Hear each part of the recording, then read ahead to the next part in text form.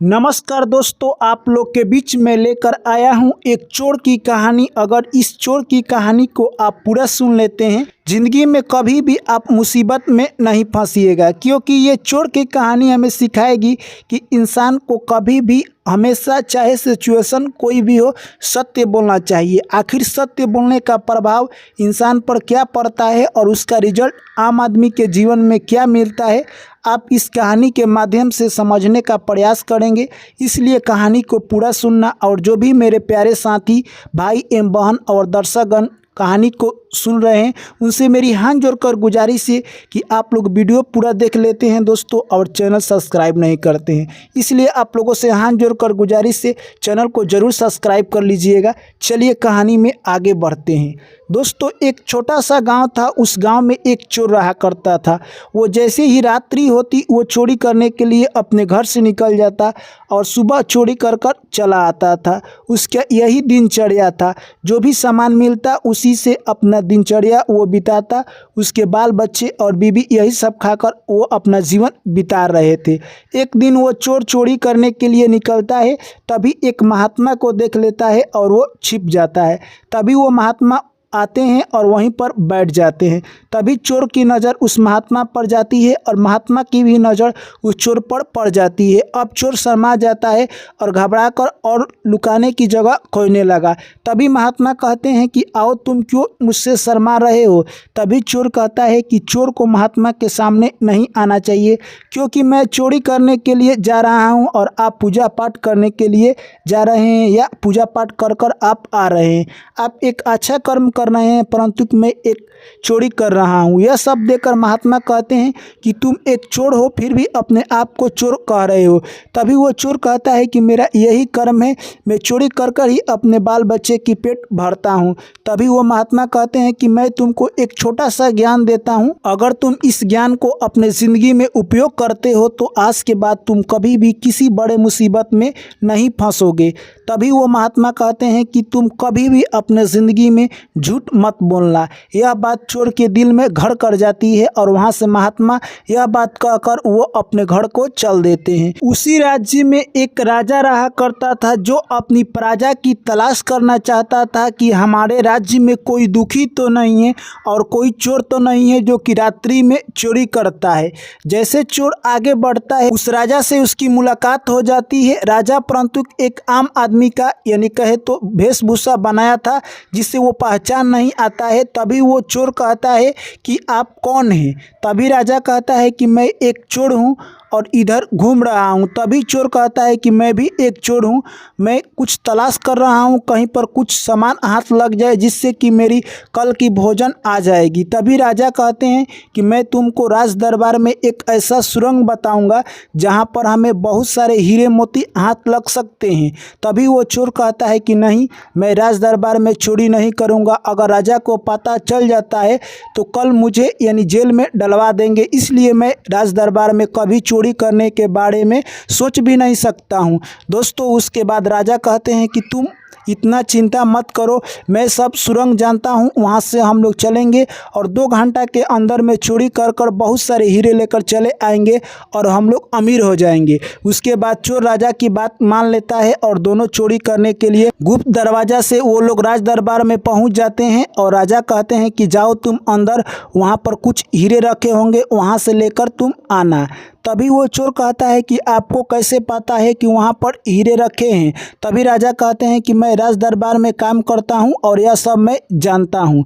तभी दोस्तों वो चोर जाता है। जैसे ही वो अटैची खोलता है, उसमें 3 हीरा रखा हुआ था। यह सब देखकर वो चौंक जाता है और सोचता है कि यह तीनों हीरा लेकर मैं जाऊँगा तो आपस में हम लोग कैसे बखड़ा लगाएंगे, यानी बंटवारा कैसे करेंगे। तभी एक हीरा वो चोर उसी अटैची में रख देता है और 2 हीरा लेकर आता है और उस राजा को 1 हीरा दे देता है। कहता है कि 1 हीरा आप रख लीजिए और 1 हीरा मैं रख लेता हूँ, इसी से हम लोग काफ़ी अमीर हो जाएंगे। और 1 हीरा था जो कि मैं उस अटैची में ही छोड़ दिया हूँ। दोस्तों, उसके बाद राजा कहते हैं कि इस खुफिया रास्ता को तुम बंद मत करो, यहाँ से हम लोग भाग जाते हैं। दोस्तों, वो दोनों अपने घर चले जाते हैं और उतने ही देर में सुबह हो जाती है।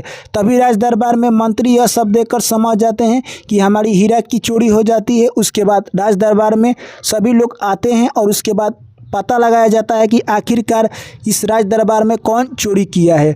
दोस्तों ऐसे ही पता लगाते लगाते कुछ दिन व्यतीत हो जाते हैं। राजा कहते हैं कि हे मंत्री, तुम जाकर देखो कि कितना हीरा चोरी हुआ है और कितना है। तभी वो मंत्री जाता है और तभी देखता है कि अटैची खुला हुआ है, उसमें एक हीरा था।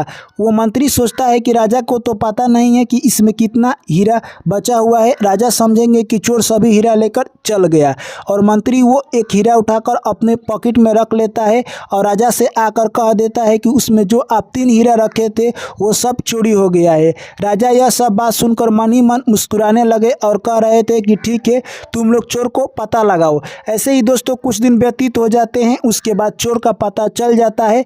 आखिरकार वो चोर पकड़ा जाता है और उसे राज दरबार में पेश किया जाता है।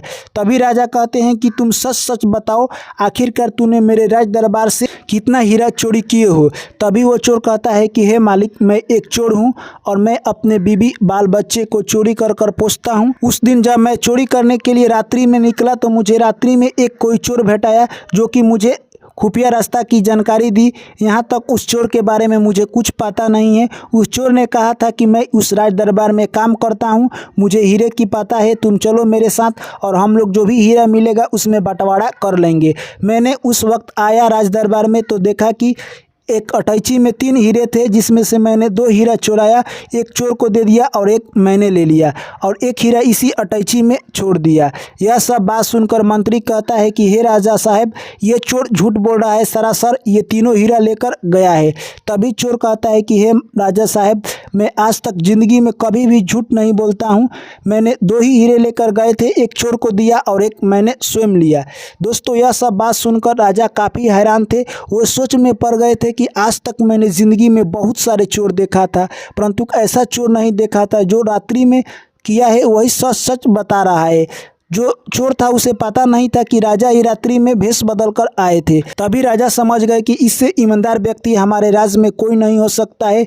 उसके बाद मंत्री से कहते हैं कि तुमने जो एक हीरा लिया है उसे यहाँ पर लाकर रख दो। और मंत्री अपने आप को शर्मिंदगी महसूस करने लगता है और हीरा निकाल कर रख देता है। उसके बाद राजा कहते हैं कि इस मंत्री को जेल में डाल दिया जाए। उसके बाद राजा कहते हैं कि देखो, यह जो चोर था, रात्रि में जो भी हमारे राज दरबार में चोरी हुई है, ये चोर और हम लोग मिलकर दोनों आदमी चोरी किए हैं। यह सब बात सुनकर और सारे मंत्री चौंक जाते हैं कि राजा अपने ही राज्य में रात्रि में चोरी करते हैं। उसके बाद राजा कहते हैं कि मैंने इस चोर के साथ चोरी किया था और ये चोर बहुत ईमानदार है। हम लोग 2 ही हीरे चुराए थे, एक हीरा मुझे दिया है। उसके बाद राजा एक हीरा निकाल कर टेबल पर रख देते हैं। वो मंत्री एक रखा हुआ था और चोर भी एक हीरा रख देता है, यानी तीनों हीरा वहाँ पर इकट्ठा हो जाता है। यह सब देखकर लोग चौंक जाते हैं और उसके बाद राजा कहते हैं कि ये चोर इतना ईमानदार है कि इसकी व्याख्या मेरे बस की बात नहीं है। तभी वो राजा कहते हैं कि आखिर तुम इतना सच क्यों बोलते हो, चोर कभी भी इतना सच नहीं बोलते हैं। तभी वो चोर कहता है कि हे राजा साहब, मैं जिस दिन आपके यहाँ चोरी करने के लिए आया था, उसी दिन जैसे ही मैं रास्ते में आ रहा था तभी मेरी नज़र एक साधु बाबा पर चली जाती है और उसी साधु बाबा ने सिखाया था कि हे चोर, तुम चोरी करने के लिए जा रहे हो, कोई बात नहीं है, तुम्हारा यही कर्म है तो तुम अपना कर्म कर रहे हो, परंतु एक बात याद रखना, कभी भी ज़िंदगी में झूठ मत बोलना। उसी दिन से मैंने झूठ बोलना छोड़ दिया है। यह सब बात सुनकर राजा चौंक जाते हैं और कहते हैं कि तुम अब मेरे सलाहकार और मंत्री के रूप में मेरे राज्य में काम करोगे। उसके बाद चोर को राजा के यहाँ मंत्री और सलाहकार के रूप में कार्य मिल जाती है और वो निष्ठापूर्व से अपना कार्य करने लगता है और उसी दिन से चोरी छोड़ देता है। और धीरे धीरे देखते देखते अब वो चोर अमीर बन जाता है और अपनी ज़िंदगी सुख शांति से जीने लगता है। तो दोस्तों ये कहानी हमें एक चोर की यही संदेश देकर जाती है कि इंसान को कभी भी झूठ नहीं बोलना चाहिए, चाहे जान चली जाए, क्योंकि दोस्तों सच्चाई में वो ताकत है कि इंसान को नीचे से पूरा ऊपर तक उठा सकती है और ज़िंदगी में जो आप नहीं सोचते हैं वहाँ तक पहुँच जाएंगे। क्योंकि सच्चाई से किसी भी इंसान का दिल और दिमाग और कहे तो उसकी मन को जीता जा सकता है। जिस तरह से एक चोर ने राजा की मन को जीत लिया और उसके राज दरबार में मंत्री का पद पा गया। दोस्तों अगर वो चोर झूठ बोल देता तो उसे सज़ा भी होती और ना जाने उसका भविष्य क्या होता, परंतु सच बोलकर वो अपने चोरी मंजूरी करता है और एक मंत्री बन जाता है। तो ये कहानी हमें यही सिखाती है कि इंसान को कभी भी सत्य बोलने से घबराना नहीं चाहिए और सत्य का मार्ग नहीं छोड़ना चाहिए। दोस्तों, इस कहानी पर आपकी क्या राय है? आपने क्या सीखा है? कमेंट करके हमें ज़रूर बताएं। वीडियो अच्छा लगा तो लाइक करें, चैनल को सब्सक्राइब करें। पुनः आप लोगों से मुलाकात होगी एक अगली कहानी में। आप लोग मुझे तब तक दीजिए इजाज़त। Thank you, take care, bye bye, जय श्री कृष्ण, राधे राधे।